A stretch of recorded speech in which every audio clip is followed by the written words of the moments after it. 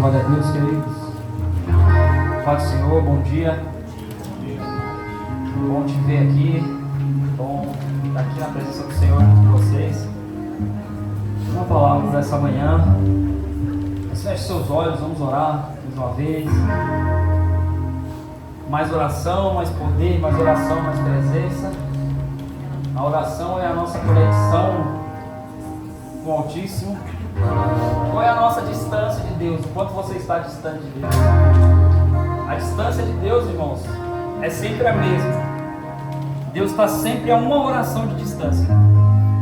Não importa o lugar onde você esteja. Se você estiver dentro do poço, se você está no lugar mais alto que a vida pode te colocar, Deus está sempre a uma oração de distância. Se você decidir orar e decidir falar com o Senhor, Ele vai te ouvir. Ele olhou para o povo de Israel e disse assim: os meus ouvidos não estão fechados e o meu braço não está encolhido. Os meus ouvidos não estão fechados para que eu não possa ouvir. O meu braço não está encolhido para que eu não possa socorrer. Ninguém pode encolher o braço de Deus, ninguém pode tapar os ouvidos de Deus. O único impedimento, a única distância que há entre nós e Deus é uma oração de distância. Por isso, em nome de Jesus, feche seus olhos. Mas nesse lugar, vai mais para perto. Nós já temos buscado estar mais perto, buscado esse relacionamento mais íntimo, encontrar Deus dentro de nós. Pai, em nome de Jesus, ainda na tua presença, eu quero te agradecer por poder estar aqui com os meus irmãos. Eu quero te agradecer por poder estar na tua presença. Eu quero te agradecer pelo teu fluir nesse lugar, nessa manhã. Que o Senhor continue falando conosco. O Senhor já tem falado conosco através dos louvores.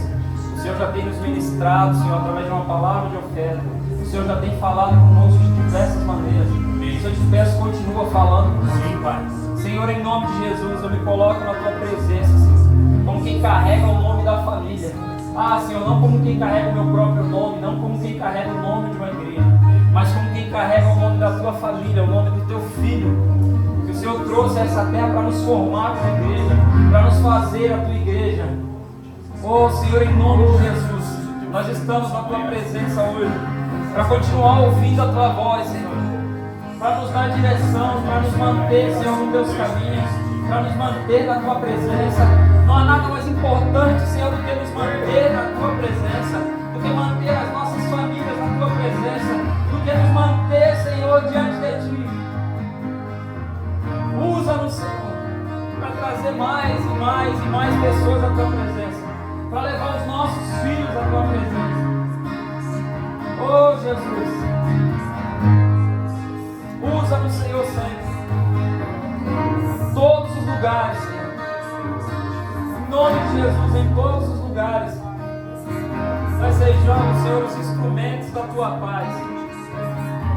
Nós sejamos esses instrumentos nas tuas mãos, Senhor, para proclamar liberdade aos cativos, visão aos cegos.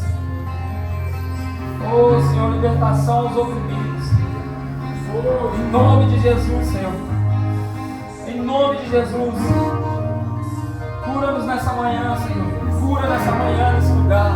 Oh, Espírito Santo, encontre a tua liberdade para trabalhar nesse lugar. Oh, Senhor, cura nessa manhã. Cura, Senhor, física e espiritualmente. Cura, Senhor. Em nome de Jesus. Oh, em nome de Jesus. Toda enfermidade bate em retirada do nosso meio. Todo espírito de enfermidade bate em retirada do nosso meio. Em nome de Jesus, nós damos uma ordem. Oh, Senhor, nós vamos viver a plenitude da tua presença, a plenitude do teu poder, Espírito Santo. Nós vamos viver, Senhor, essa plenitude. Em nome de Jesus, pelo poder da tua palavra, pelo poder da tua palavra, pela fé, os antigos entenderam que pela palavra os mundos foram criados. Pela fé nós entendemos, Senhor, e cremos na tua palavra, que um dia a nós foi proclamada. Oh, Senhor, obrigado pela tua palavra. Obrigado pela tua palavra, Senhor. Ela é viva e eficaz. Obrigado, Senhor, em nome de Jesus. Pode sentar, irmão. Vou tentar hoje. Hoje eu vou tentar porque está difícil.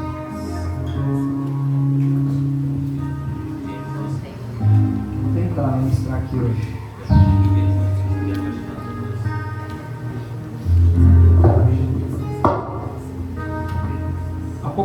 capítulo 4, por favor. Vanderlan. Apocalipse capítulo 4, versículo de número 1. Obrigado, pastor.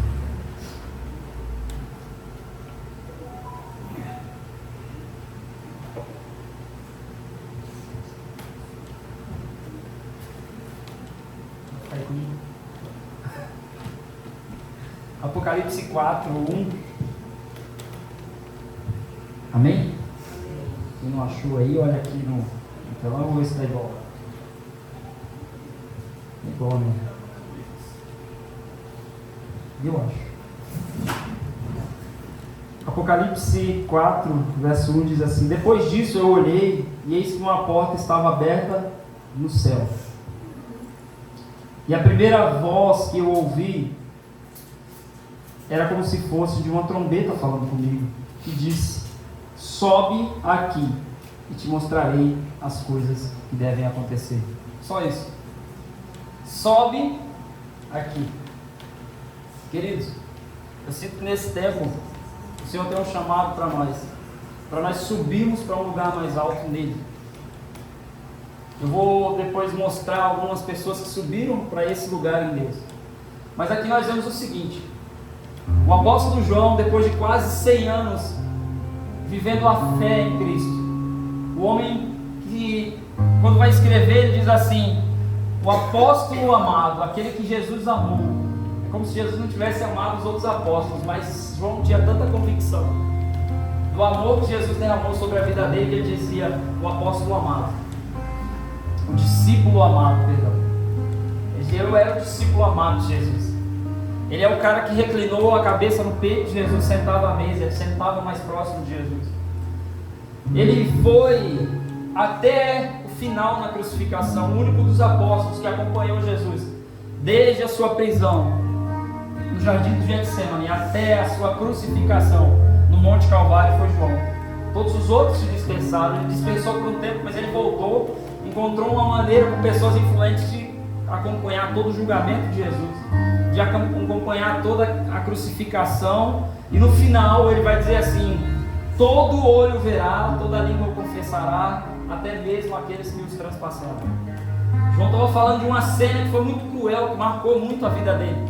Jesus estava na cruz, já morto, depois de uma madrugada inteira sendo espancado, julgado, e alguém disse assim: ó, vê se ele está morto, constata a morte dele.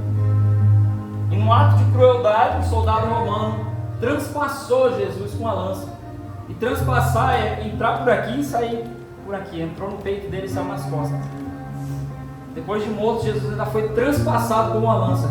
João olhou, ele estava ali aos pés da cruz e ele viu aquela crueldade. Ele disse assim: até aqueles que os transpassaram verão ele no dia que ele voltar.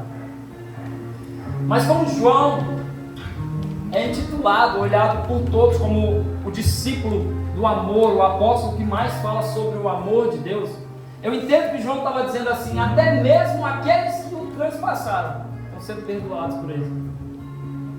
Até mesmo aqueles que o transpassaram foram alcançados pelo perdão desse Cristo que perdoa a todos. E agora João, depois de quase 100 anos vivendo essa fé, ele está isolado numa ilha, através de um decreto romano, por causa da pregação do Evangelho. João é jogado numa ilha e esquecido. Imagina você, irmão, viver quase 100 anos de fé, e agora você está vivendo um dos maiores desafios da sua vida, porque João tinha a opção: negue a sua fé, viva tranquilamente, ou você não nega o seu Jesus e você vai viver dentro de uma ilha. Você vai ficar preso aqui. Uma das características de uma ilha é que ela tem um recurso abundante que não serve para nada: água com sal. Não tem ilha que não seja no meio do mar. Então a ilha está ali, o cara está no meio, tem um recurso ali que é abundante, é um dos que nós mais precisamos para viver. O nosso corpo é 70% água, e ele tem aquele recurso ali em abundância, mas não serve. Quantas vezes a gente entra nessas ilhas da nossa vida? E a gente tem alguns recursos em abundância, mas eles não servem de fato para o que nós precisamos. Quantas vezes, irmão, a gente acumula essas coisas para nós, e aí nós vamos entrando nesses lugares, e a gente vai para uma ilha, um lugar onde o recurso é abundante, mas não serve. A gente está procurando de fato por Cristo. Então João está ali dentro daquela ilha, e agora ele vai ter a visão do Apocalipse. E o que me chama a atenção é o anjo, ele olha para o céu e tem uma porta aberta. Tem uma porta aberta de revelação para nós, só que é um pouquinho mais alta. Mas sabe o que é engraçado? É que olhando, João está no pior lugar que ele podia estar. Ele está no lugar mais baixo. Ele está no lugar onde ele está sendo mais humilhado. Na hora que ele está sendo mais humilhado, Deus fala para ele assim: sobe para cá. Esse sobe de Deus, esse convite de Deus a subir, na maioria das vezes para nós é um convite à humilhação, a perceber a humilhação que nós estamos passando, vivendo, ou que nós mesmos produzimos. Porque deixa eu te dizer, irmão, Deus vai nos humilhar na medida que nós precisamos ser humilhados para alcançar o que Ele tem para nós. Ponto. Agora a questão é: Deus precisa te humilhar ou você mesmo vai se humilhar? Porque a palavra diz assim: aquele que se humilhar, aquele que a si mesmo se humilhar, esse será exaltado. Porque o Senhor dá graça ao humilde, mas resiste ao soberbo. Então tem muita gente humilhada por causa da resistência de Deus à sua soberba. Mas tem gente humilhada porque a si mesmo se humilhou. Porque teve humildade para reconhecer a sua dificuldade. Teve humildade para reconhecer o seu pecado. Teve humildade para reconhecer a sua debilidade. E a si mesmo se humilhou. E aquele que a si mesmo não se humilhou, então será exaltado. Então João, ele a si mesmo se humilhou. Ele não estava sendo humilhado pelo decreto romano. Ele a si mesmo se humilhou. Eu vou para lá, não tem problema. Então Deus está dizendo para ele agora: João, porque você a si mesmo se humilhou para não negar o meu nome, porque você reconheceu as suas debilidades, eu vou te chamar para um lugar mais alto. Sobe para cá e eu te mostrarei. Então a gente olha para algumas histórias da Bíblia, eu vou falar sobre algumas delas hoje aqui. E a gente olha para um menino chamado José. E aí eu queria que você entendesse que esse lugar que Deus chama para cima não é um lugar físico apenas. Ele é um lugar espiritual, é um lugar em Deus, é um lugar de revelação. Então José é um menino de 15 anos. E ele começa a receber de Deus revelações. Ele começa a receber de Deus sonhos. Ele começa a receber de Deus durante a noite. Deus começa a mostrar para ele sendo exaltado. Os irmãos se prostrando diante dele. O pai, a mãe se prostrando diante dele. Ele começa a ter sonhos. Ele começa a ir para esse lugar mais alto em Deus. E quando José vai para esse lugar mais alto em Deus, a palavra vai nos dizer que os irmãos começam a odiar José. O problema de José naquele momento é, quando ele começa a subir, ele precisava que alguém dissesse para ele: se humilhe a si mesmo, José, para que Deus não precise te humilhar.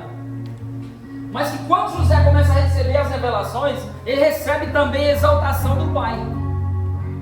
Então José agora está no lugar mais alto em Deus, de revelação espiritual, e o pai coloca José também no lugar mais alto do que os irmãos. Então José começa a se sentir, a túnica dele era diferente dos irmãos, o trabalho dele era diferente dos irmãos. Enquanto os irmãos estavam no campo, fazendo o trabalho do pastor, o trabalho duro, José estava em casa, desfrutando da presença do pai.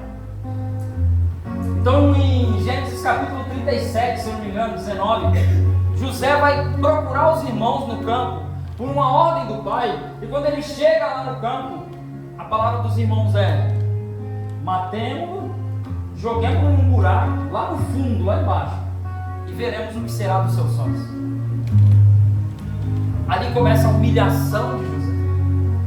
Ali começa Deus humilhando José, para ele aprender que quando ele estivesse lá no lugar mais alto, ele não podia humilhar os irmãos.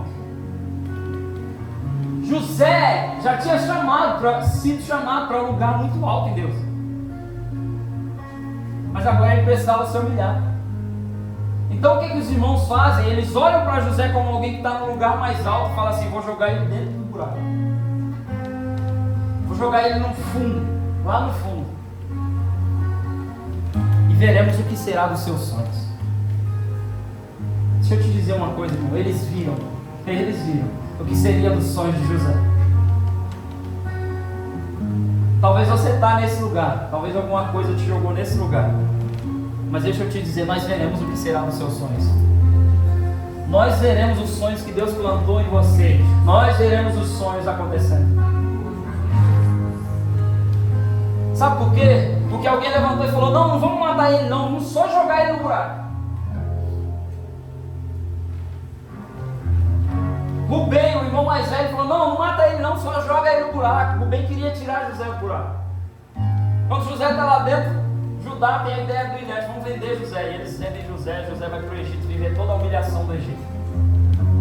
Mas quando o sonho de José, que Deus havia dado para ele, que não era um sonho dele, presta atenção, irmão, o sonho de José não era dele. O sonho que José teve era o sonho de Deus revelado a ele. Não era um sonho que José construiu dentro de si: vou governar sobre os meus irmãos, vou ser maior do que eles, vou ser maior do que os outros. Não, era Deus dizendo: José, você vai chegar no lugar mais alto que os seus irmãos. José, você vai subir no lugar mais alto, mas quando você estiver lá em cima, é para você cuidar deles. Esse é o sonho de Deus, é nos colocar em lugares altos para a gente ajudar aqueles que estão embaixo. Irmão, Deus nos tirou do fundo do poço.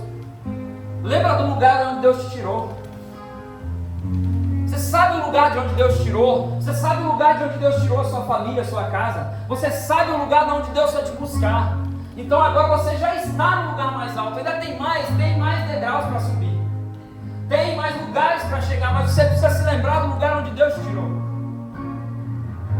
Não se esqueça do lugar de onde Deus te tirou, porque agora você está no lugar mais alto. José, você vai chegar no lugar mais alto, mas os irmãos pegam ele e jogam lá no fundo. O que te jogou no fundo do poço, irmão? Porque Deus tem um sonho que Ele já revelou para você. Deus tem algo que Ele já ministrou ao seu coração, você sabe disso. Deus ministrou um sonho a José. E chegou o momento de Deus dizer assim: vamos buscar José lá dentro da prisão e trazer ele para o lugar mais alto do Egito. José estava dentro de uma prisão, humilhado, preso injustamente, escravizado, sem nunca ter sido escravo. Ele foi vendido pelos próprios irmãos, mas agora Deus diz: sobe para o lugar mais alto do Egito, José.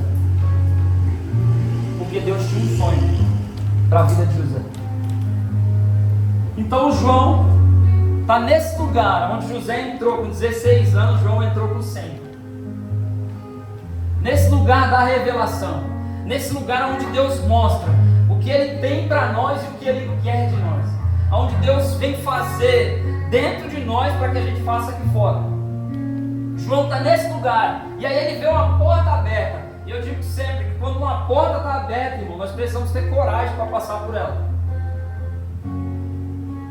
Então João vê uma porta aberta e o anjo diz para ele com voz de trombeta: sobe para cá, porque eu te mostrarei.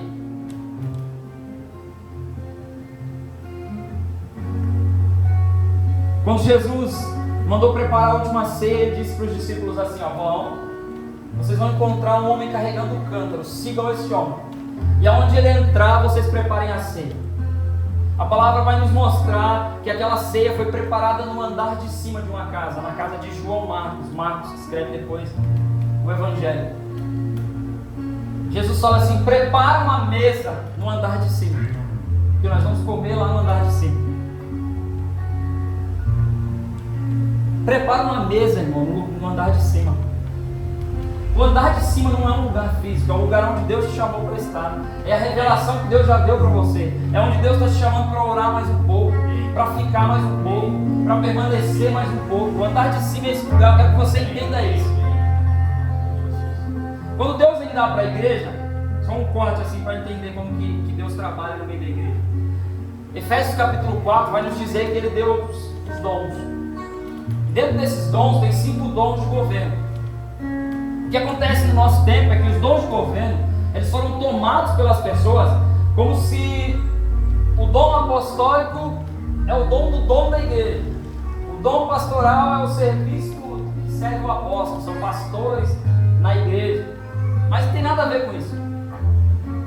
Os dons ali em Efésios são 5 características diferentes de pessoas que Deus levanta no meio da igreja, ou de uma única pessoa carregando essas 5 características. Mas Deus sempre, o desejo de Deus é que essas 5 características estejam acontecendo no meio da igreja. Por quê? Porque o que é o dom apostólico? O que é isso? O apóstolo, ele se preocupa em como nós vamos sustentar a mensagem do Evangelho, ele com os fundamentos, ele pensa nisso. A preocupação de alguém se movendo no dom apostólico é como nós vamos sustentar a mensagem. A preocupação de alguém se movendo no dom pastoral é como nós vamos nos tornar a mensagem. Como que eu vou fazer para esse povo se tornar a mensagem que eu estou pregando para ele? Qual que é a preocupação do mestre? É como que esse povo vai entender a mensagem. Qual que é a preocupação do profeta?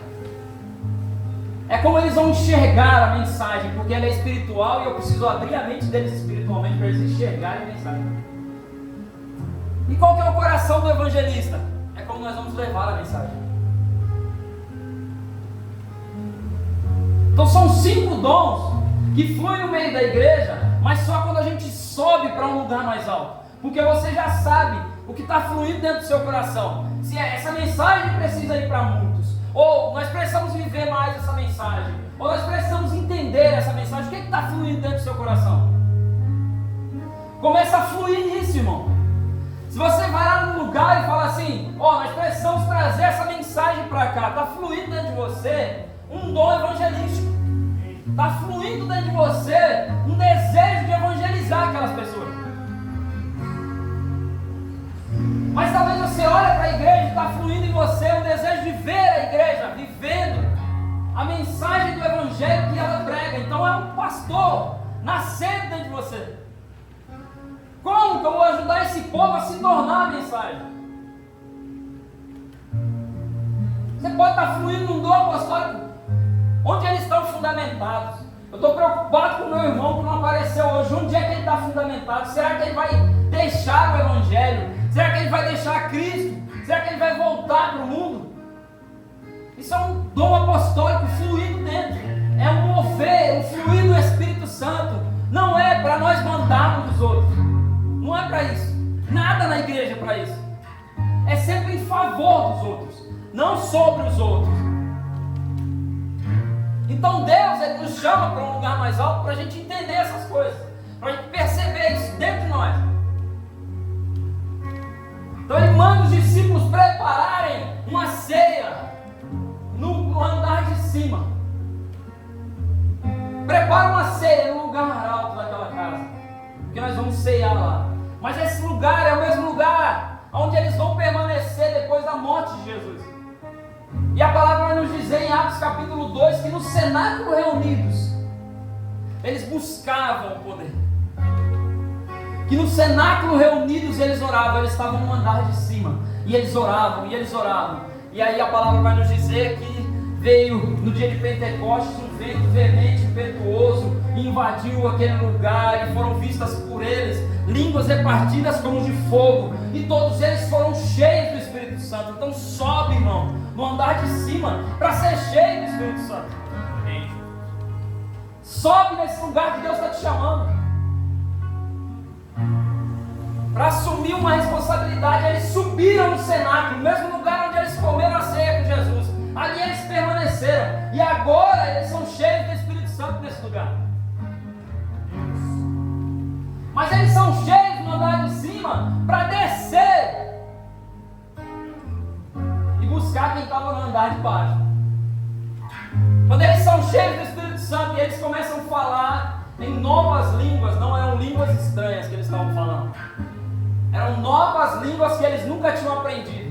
Havia várias nações em Jerusalém naquele dia, e todos os ouviam falar no seu idioma. É como se tivesse alguém lá que falasse inglês, e Pedro, que nunca fez uma aula de inglês, desceu do cenáculo cheio do Espírito Santo, pregando o evangelho em inglês. Já pensou isso, irmão? Você sai daqui hoje pregando o evangelho, mas em inglês. Nem você está entendendo, mas o outro lá está entendendo. Nunca fez aula de inglês. Pedro desce falando em outras línguas. E eles vão pregando o Evangelho para todas as nações que estavam em Jerusalém. Cerca de 30 nações, se não me engano, estavam em Jerusalém naquele dia. E eles começam a pregar o Evangelho porque eles foram para o andar de cima, para ser cheio do Espírito Santo. Mas eu falei esses dias aqui para nós sobre Dorcas, sobre Tabita, a primeira discípula de Jesus. E ela morreu, irmão. E quando ela morreu, as mulheres pegaram ela e falaram: coloca ela no andar de cima, coloca ela no quarto alto, coloca ela no andar de cima e manda chamar Pedro. E quando Pedro chega, Dorcas está depositada, morta, mas no andar de cima. Então Pedro começa a orar ao Senhor, e quando ele ora, aquela mulher ressuscita, ele levanta ela, do mesmo jeito que Jesus fez com a menina. Jesus disse para a menina assim: Talita cumi, menina, levanta-te. Mas o nome dela era Tabita. Então Pedro olhou para ela e falou assim: Tabita cumi, Tabita, levanta-te. Ele aprendeu com Jesus. Ela estava no andar de cima. Sobe no andar de cima, irmão, para ressuscitar aquilo que morreu dentro de você. Colocaram ela, depositaram no andar de cima. Eliseu passava por uma cidade, 1 Reis capítulo 4. Aquela mulher viu, olhou para ele, às vezes que ele passava, chamou o marido e falou assim: façamos um quarto, colocamos uma cama, uma cadeira e uma escrivaninha, e quando ele passar, ele vai permanecer aqui conosco. Eliseu passa a ficar na casa daquela mulher e faz uma promessa para ela: você vai ter um filho. Ela era estéril. Passado um ano da promessa de Eliseu, aquela palavra se cumpre, o menino nasce, mas depois de pouco tempo o menino morre. O que a mãe faz? Ela pega o menino, sobe as escadas e coloca ele no andar de cima. Corre para chamar Eliseu. Enquanto aquele menino está no andar de cima, o marido pergunta: o que aconteceu com o menino que adoeceu? Ela fala: vai tudo bem. Por quê? Vai tudo bem, porque ele está no andar de cima. Um servo encontra ela correndo para ir até o profeta e fala: o que aconteceu? Ela fala: vai tudo bem. Por que vai tudo bem? Porque o menino está no andar de cima. Pega suas coisas, irmão. Pega aquilo que te aflige, a preocupação, a ansiedade, e leva para o andar de cima. Porque se tiver no andar de cima, se tiver no lugar da revelação, vai tudo bem. A mulher volta correndo junto com o profeta. Ele entra no quarto, no andar de cima, ele ora pelo menino e o menino ressuscita. Porque aquilo que está no andar de cima não morre. Aquilo que está no andar de cima está guardado pela revelação do Senhor. Sobe para cá e eu te mostrarei. É um chamado do Senhor. Havia uma porta aberta no céu e ele sobe para cá que eu te mostrarei. O que você quer ver, irmão? Você quer ver o que Deus tem com seus filhos? Porque isso nos mantém firmes, irmão. Quando você pensa em desviar, quando você pensa em parar, mas você olha o que Deus tem para os seus filhos. Às vezes você não quer estar, mas você olha o que Deus tem para uma igreja. Às vezes você não está com vontade de fazer, mas você olha o que Deus já fez por você. Você olha aquela porta aberta no céu que um dia se abriu para você. E você vê outros que virão por causa de você permanecer. Então você continua, por quê? Porque você está no andar de cima.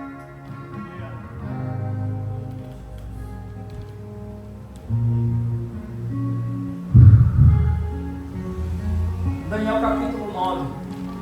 O rei fez um decreto e falou: ninguém ora, ninguém faz nenhuma prece, a não ser a mim. O rei, induzido por algumas pessoas que queriam tirar Daniel do poder, ele lança esse decreto. Mas você sabe o que a palavra vai dizer? Que Daniel tinha um quarto no andar de cima, com as janelas viradas para Jerusalém. Daniel tinha um quarto no lugar mais alto. E a palavra diz que quando sai o decreto do rei, a primeira coisa que Daniel faz é voltar para casa, subir no andar de cima, e 3 vezes ao dia ele fazia a sua prece. Havia um decreto: ninguém ora, ninguém faz uma prece, mas Daniel sabia que ele estava no andar de cima. Eles pegam Daniel do andar de cima e jogam ele aonde? Numa cova, no lugar mais baixo, no meio dos leões. você sai do andar de cima, irmão, pode ir para o meio dos leões. Pode ir para o meio dos leões, você está guardado. O Senhor te guarda. Daniel sai dali. Ele é jogado na cova dos leões, mas no outro dia o rei chega na porta da cova e diz: Daniel, homem que Deus ama. E ele grita lá de dentro: vive para sempre, ó rei. E os leões não me tocaram não essa noite. Eu não pequei contra ti nem contra o meu Deus.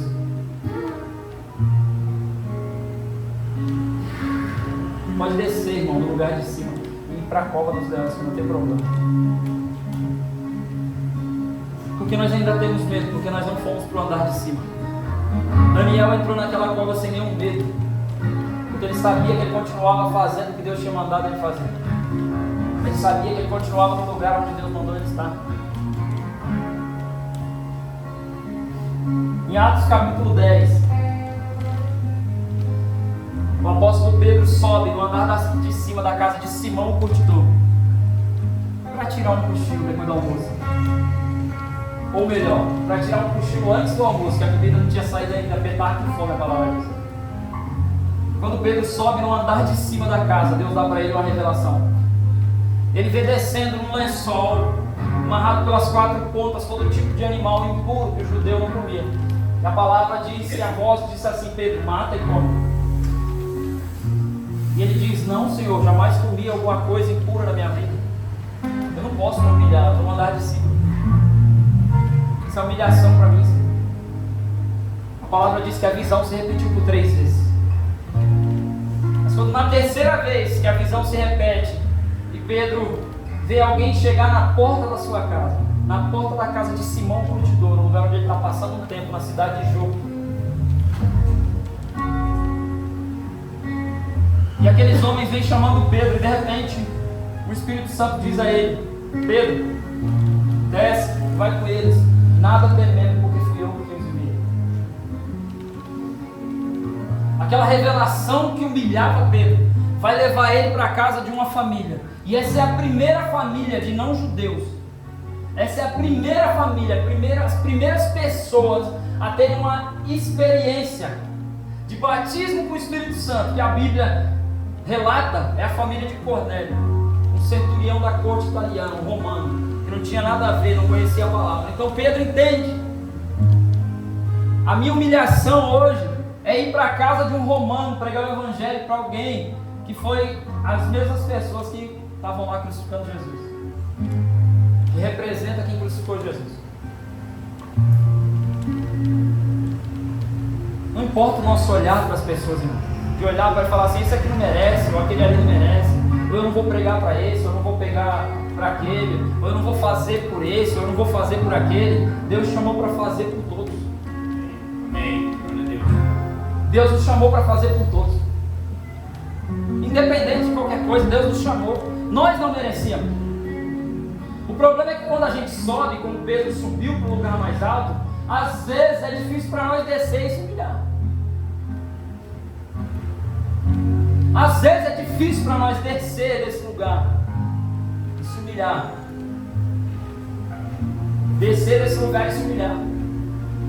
Para quê? Para pregar o evangelho para outros. Porque a palavra vai nos dizer que quem desceu, senão quem subiu ao céu. Que Jesus, sendo Deus, não teve por usurpação de ser Deus, mas antes tomou forma de homem e desceu aos lugares mais baixos da terra. Aos lugares mais baixos da terra, para procurar nós que estávamos perdidos. Onde é que estão os perdidos, irmão? Nos lugares mais baixos da terra. Mas se você sobe para um lugar mais alto de revelação em Deus, você vai seguro para os lugares mais baixos da terra. Você vai seguro para buscar os perdidos. O nosso grande problema hoje na pregação do Evangelho, do nosso coração evangelístico, é que nós abandonamos o amor pelo perdido. Nós passamos a nos amar demais. E não tem problema você se amar. Tomara que a sua autoestima esteja em dia. Mas é o quanto desse amor você pode derramar no outro. É o quanto desse amor você pode derramar por outro. É o quanto desse amor, o quanto você pode fazer por outro. Porque deixa eu te dizer uma coisa. Teve uma mulher que subiu no andar de cima, mas ela subiu no andar de cima para seduzir Jeú. Jezabel subiu no andar de cima, irmão. Não era um lugar para ela de revelação, não era, simbolizava outra coisa. Talvez, o que é que subiu com você no andar de cima?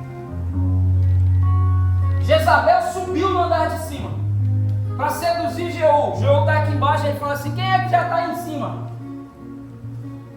Joga ela daí para baixo. O que é que você tem que jogar no andar de cima para baixo? Tirar da sua vida. O andar de cima é esse lugar onde Deus revela o que nós precisamos ter, ser e fazer. E é por isso que a maioria de nós não quer subir para o andar de cima. Porque quando Deus fala, a revelação nos implica. Agora eu sei o que fazer, então agora não tem mais desculpa. Agora não tem mais o que falar, não tem mais desculpa para entregar para Deus, porque agora eu já sei. Então tem gente buscando profecia, mas não revelação. Tem gente buscando palavra profética, mas não revelação. Existe uma diferença entre a palavra profética e a revelação do céu. O que João estava recebendo era a revelação, não era uma palavra profética.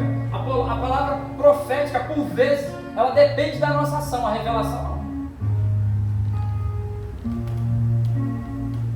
não. O profeta me entregou lá e não aconteceu, o profeta não era de Deus, às vezes não era mesmo. Mas por vezes o profeta entregou aquela palavra, foi só para aquele momento, falou de alguma coisa que você estava passando e não mudou nada. Mas a palavra diz que a profecia ela tem um tríplice propósito, ela é para alegrar, exortar ou para edificar.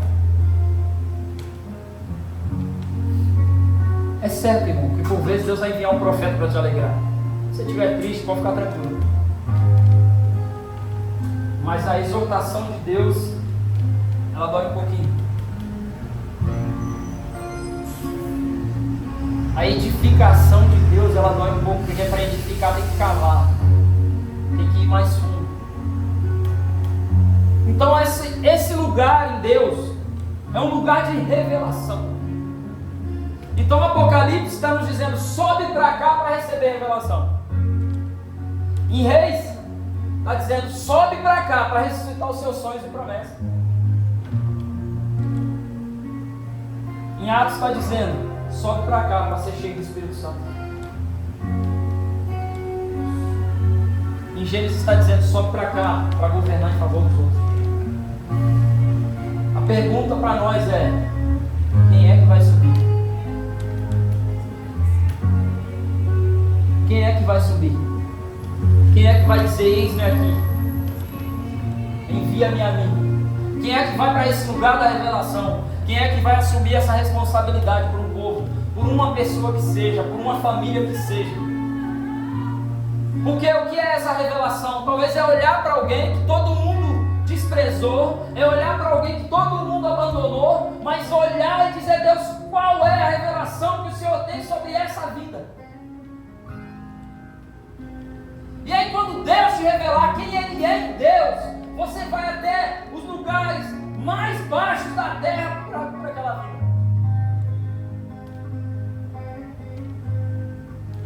Você vai aos lugares mais baixos da terra por causa de uma família. Você vai entrar em covas de leões. A sensação é que você vai ser devorado naquele lugar. Mas você tem uma revelação do céu, porque você já subiu. Quando as pessoas falam do Dr. Martin Luther King Jr. e eles falam dos seus discursos, e o seu discurso mais célebre, mais conhecido é I have a dream, eu tenho um sonho. Mas o discurso mais forte dele, que eu já li, que eu já ouvi, chama-se Eu Já Subi a Montanha. Engraçado é que esse discurso foi pouco tempo antes dele morrer. E nesse discurso ele diz assim: não importa o que vai acontecer com os Estados Unidos, Não importa o que vai acontecer com a igreja, porque eu já subi a montanha, eu já tive a revelação do que Deus preparou, então não importa o que vai acontecer agora, importa que eu sei o que Deus já me revelou. Ele estava usando o que Deus chamou Moisés e falou: sobe, Moisés, para cá, porque eu vou te mostrar a terra aonde eu vou colocar o povo. Você não vai entrar, Moisés. Já pensou, irmão? Você não vai entrar, mas eu vou te mostrar o que eu preparei. Porque mesmo você não entrando, a próxima geração vai estar nessa terra. É olhar para alguém e perceber, talvez esse cara, ele vai lutar muito para sair desse lugar, mas só os filhos dele vão entrar verdadeiramente naquilo que Deus tem.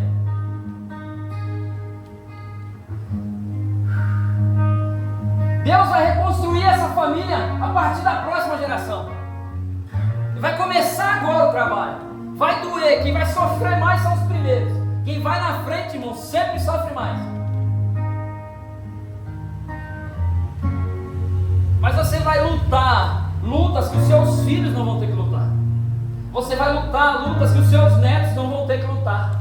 Você vai vencer lutas que os seus netos, os seus filhos, as próximas gerações não vão lutar. Você vai lutar lutas agora na sua vida financeira para os seus filhos desfrutarem de coisas que você não desfrutou.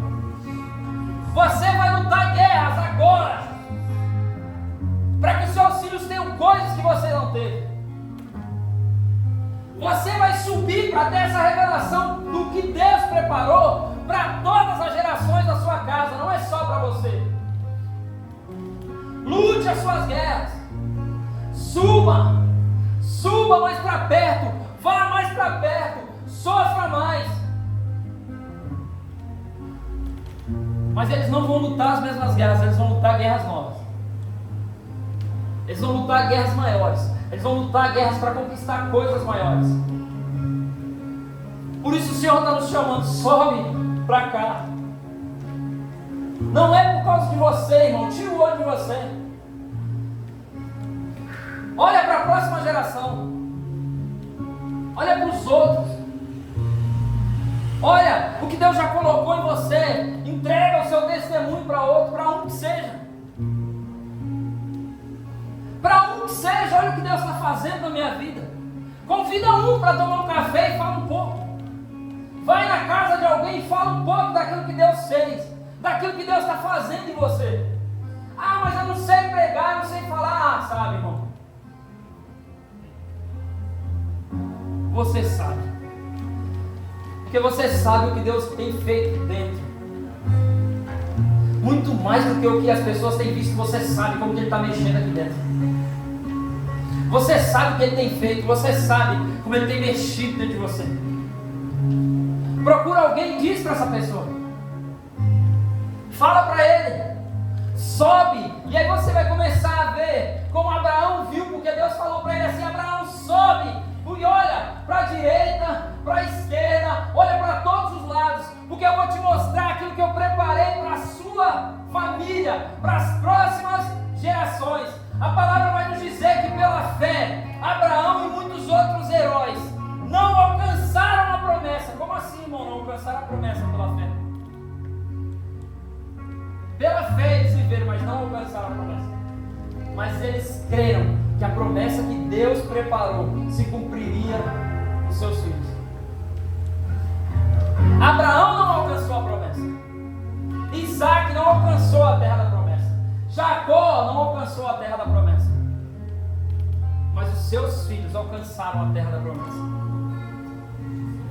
Abraão peregrinou na terra da promessa. Abraão lutou guerras. Abraão matou reis na terra da promessa. Abraão limpou aquela terra. Abraão viu Sodoma e Gomorra sendo arrancadas daquela terra. E ele não recebeu a promessa, mas os seus filhos receberam uma terra sem a Sodoma e Gomorra e aquilo que ela representava, sem aqueles reis dos amorreus e aquilo que eles representavam. As guerras que Abraão lutou e venceu, com 318 filhos nascidos em casa, a próxima geração não teve que lutar. Sobe para cá e eu te mostrarei. Fica de pé, irmão, em nome de Jesus. pior que é isso. Tá errado.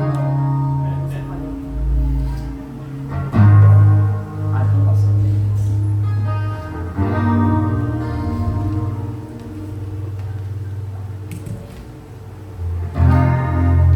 Sobe, irmão. Sobe. Sobe porque o Senhor vai te mostrar. Talvez você está confuso quanto ao chamado, confuso quanto a uma decisão, confuso quanto a algo que aconteceu. Sobe. Sobe para esse lugar em Deus. Sobe para esse lugar. Mas não sobe sozinho não. Sobe levando os filhos. Sobe levando as pessoas que você sabe que precisam ser colocados nesse lugar em oração. Sobe levando muitos com você. Quando Jacó saiu da sua casa, depois de enganar o seu irmão, fugindo de Esaú, ele deitou no lugar, pegou uma pedra, fez de travesseiro, e ele viu uma escada que dava da terra até o céu, e os anjos subiam e desciam. Jacó ficou maravilhado. Ele pegou um pote de azeite que ele tinha, ele derramou sobre aquela pedra e ele fez um voto com Deus. Deus está nesse lugar. Porque eu vi que aqui sobe e desce. Tem um lugar aberto lá no céu, onde Ele libera seus anjos para descer e subir, para trazer aquilo que nós precisamos, para levar aquilo que nós não precisamos, onde Ele libera os seus anjos para lutar as nossas guerras, como a palavra diz, onde Ele dá ordem aos seus anjos, ao nosso respeito, para que não venhamos a tropeçar em nenhuma pedra. Tem um lugar, tem uma porta aberta, e o Senhor está nos chamando. Sobe para cá. Qual é o lugar onde você tem que subir? Qual é o lugar de onde você tem que sair? Qual é esse lugar para onde Deus está te chamando? Para lutar essas guerras. Em nome de Jesus. Aleluia, Jesus. Começa a pensar agora nessas coisas, mas eu gostaria que você pensasse também em pessoas que não estão aqui. Talvez alguém que falou com você assim há muito tempo, hein? Alguém que vai passar pela sua cabeça. É Deus que está te colocando. Traz ele com você para cá, para esse lugar mais alto. Alguém que você deseja evangelizar, que esse fluir de um evangelismo dentro do seu coração. Talvez alguém que você deseja pastorear, alguém que você deseja que se torne a mensagem que prega. Talvez seja alguém que você, aleluia, quer que entenda a mensagem. Talvez você já pregou para ele. Uma vez uma pessoa chegou para mim no trabalho, depois de eu pregar para essa pessoa quase durante 2 anos, e a resposta era sempre assim: eu já tenho religião. Eu disse: mas eu não estou falando de religião, estou falando de Cristo. 2 anos, 2 anos orando por uma pessoa. Durante 2 anos eu orei para aquele jovem. Toda oportunidade que eu tinha, eu pregava o evangelho para ele, até que a vida dele foi para o fundo do poço. Mas tinha alguém num lugar mais alto orando por ele. Então eu desci do lugar mais alto, fui lá, e eu cheguei no meu quarto madrugada. Eu me lembro aquele dia, uma pessoa na empresa falou: olha, vamos orar por esse rapaz. Eu falei: eu já estou orando por ele faz 2 anos, irmão. A vida dele está se acabando aí e tal. Eu já estou orando por ele faz 2 anos. Então entra comigo agora nessa oração. Só vamos jejuar essa semana. E eu fui para o meu quarto orar por uma pessoa. Não fui orar por mim naquele dia. Naquele dia Deus me deu uma revelação. No outro dia de manhã, quando eu cheguei no trabalho, esse rapaz veio no meu setor falar comigo. E eu falei para ele: olha, Deus manda te dizer isso. Ele passou 1 semana sem falar comigo. 1 semana inteira. Queria ver minha cara dentro da empresa, porque eu entreguei algo que Deus tinha dado. Foi pesado, foi forte, mas eu fiz o que Deus me mandou.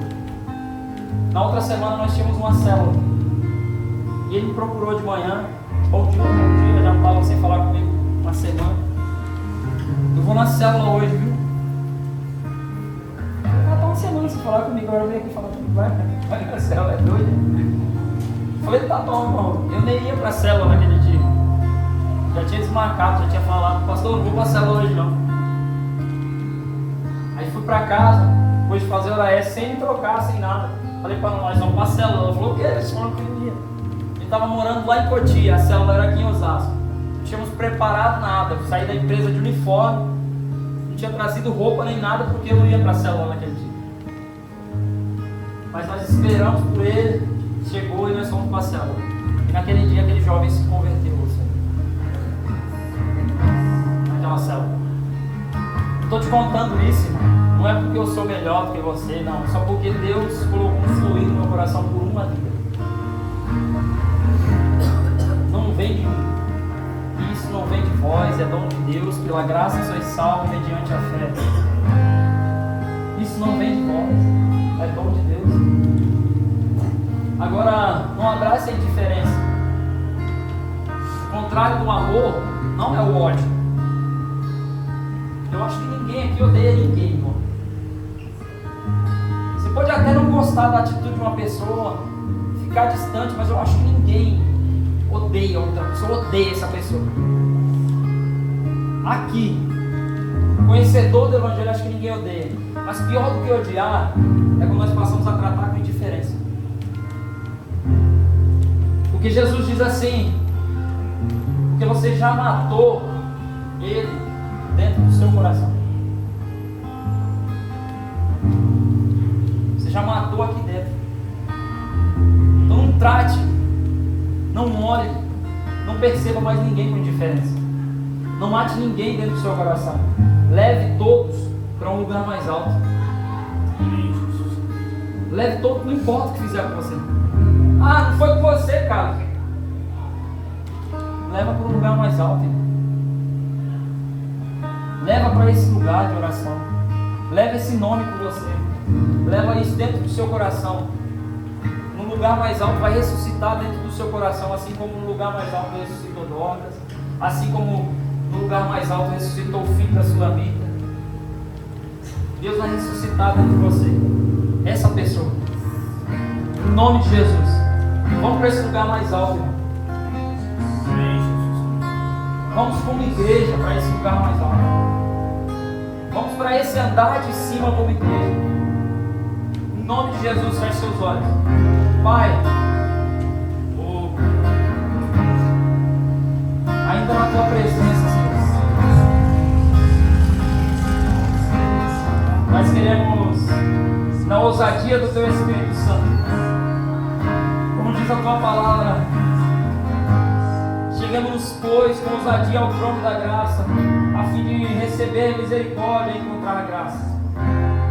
Por isso, na ousadia do teu Espírito Santo, nós nos achegamos nesse lugar hoje. Nós nos achegamos nesse lugar hoje, Senhor.